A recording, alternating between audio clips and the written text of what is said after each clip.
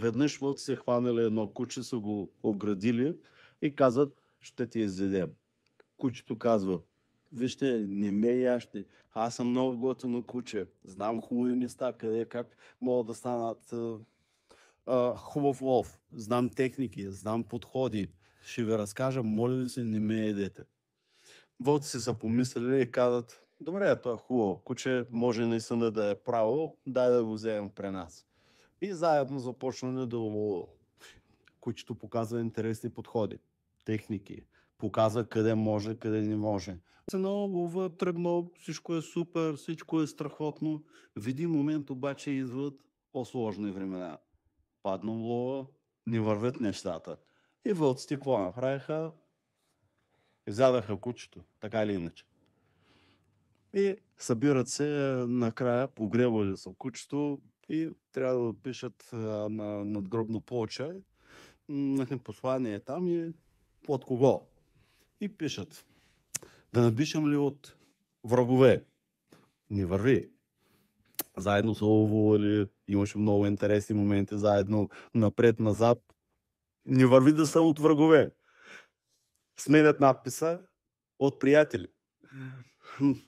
Да, ама в един момент не върви и това, защото в крайна сметка какво са направили? Изядаха кучето, нали? От приятели не върви. Мислили какво да напишат. Знаеш какво са написали? От колегите. Та, колеги, поуката е следната. Първо, не бъдете само полезни, бъдете ценни в екипа. Второ, изграждайте отношения с хората, давайте им ценност, но внимавайте на кого се доверявате и с кого се случват нещата в работа. Защото, какво може да стане? Може да бъдете изядени.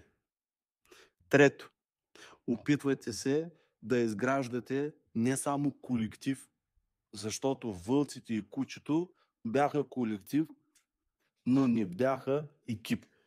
Създавайте екип, бъдете ценни и само по този начин, като има екип, като има нормални отношения, като има ценност, която давате. И най-важното, когато вие гледате към другия само като средство, за да получиш само ти, а другия нищо, рано или късно отношенията ще бъдат провалени. Опитвайте се да давате преди да вземете. И тогава нещата ще се случат. Ще стане екип и тогава няма да ви изядат.